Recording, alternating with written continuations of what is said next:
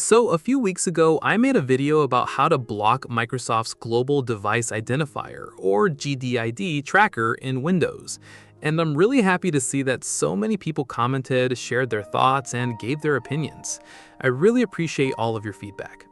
Now we have a better tool from the developers of Windscribe VPN that can block Microsoft's Global Device Identifier tracking more aggressively and reliably. I'll leave the link to their blog in the description so you can explore it yourself. What they created is called deGDID, a tool designed to remove the GDID state from a Windows system.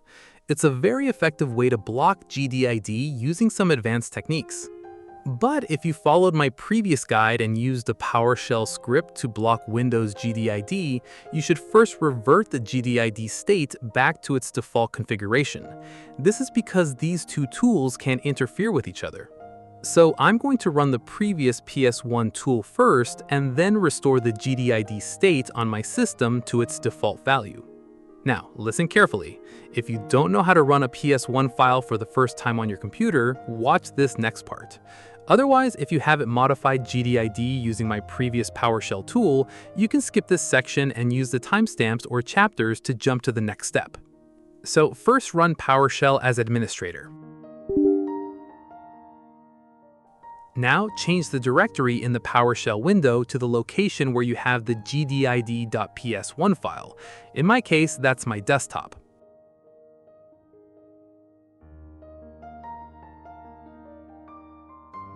Now type the ls command and make sure that the gdid.ps1 file is present in the correct directory.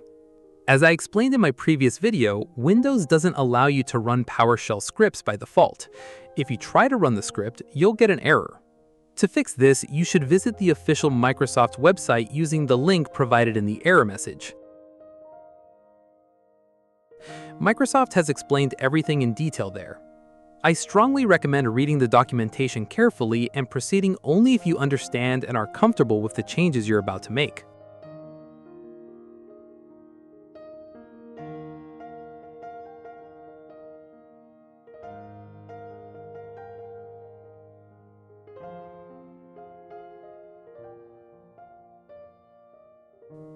To fix the error, type the following command, which you can also find on the Microsoft website.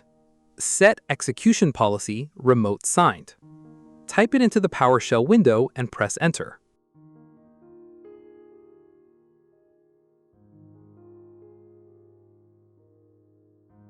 Next, choose A and press enter to continue. Now double-check the current status of your PowerShell execution policy and make sure it is set to remote signs for the local machine scope. Next, run the gdid.ps1 script. This time you should see the GDID disabler menu. To check the current status of your GDID state, type 1 and press enter. Now, if you see an output similar to what you're seeing on my screen, that means you've previously used the script and should revert the GDID values back to their default state. To restore the GDID state to its default value, type 3 and press enter. Now, all the changes previously made by this tool should be restored to their default values. Okay, let me quickly clear this mess from the PowerShell window.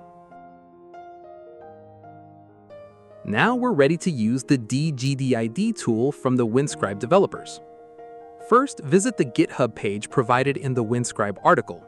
This tool basically deletes all instances of Microsoft's GDID and prevents new ones from being created.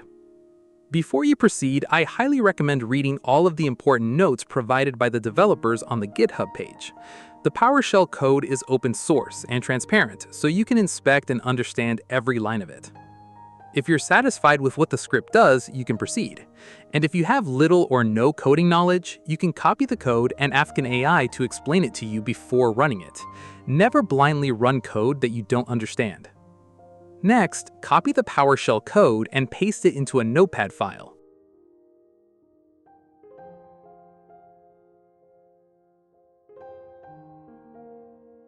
Now save the file with a simple name, but make sure you add the .ps1 extension at the end.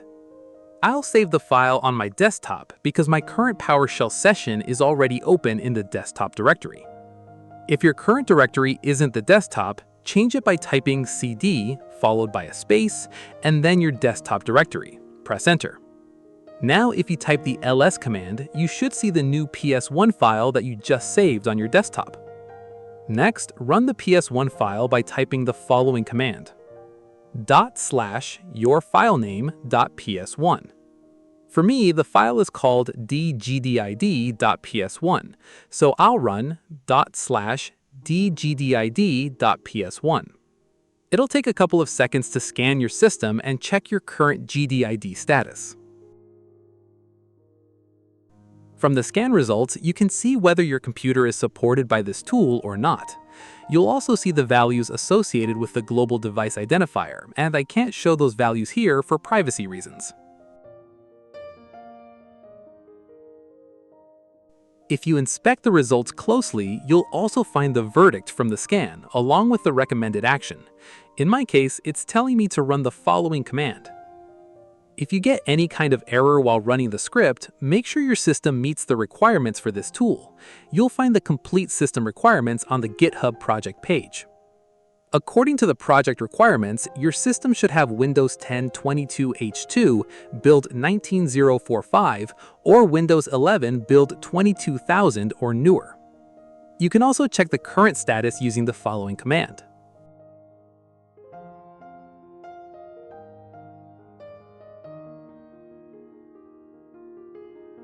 Make sure you're in the correct directory where your PS1 file is located, and then type /deGDID-status and press enter. You should see the same type of results as before. Now copy and paste the command shown under the recommended action and press enter. In my case, that's /deGDID-protect. It'll take a couple of seconds to complete, so be patient.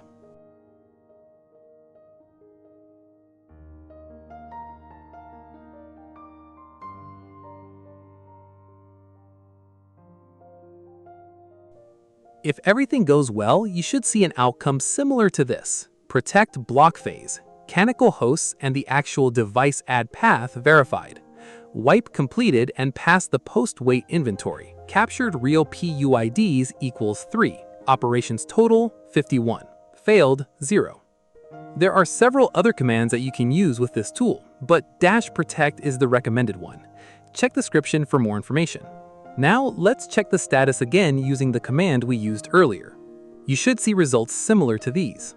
Registration protection active. Windows device add is blocked. Login.live.com blocked on IPv4 and IPv6. TCP connection failed. Supplemental WLID SVC firewall rule enforced. Global Device Identifiers.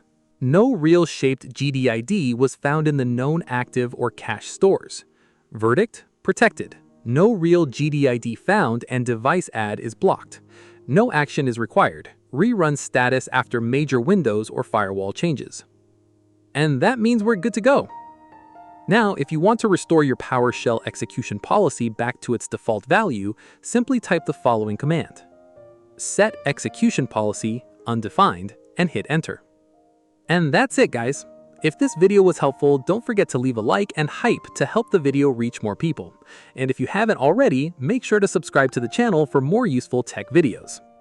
Thank you so much for watching, and I'll see you in the next one.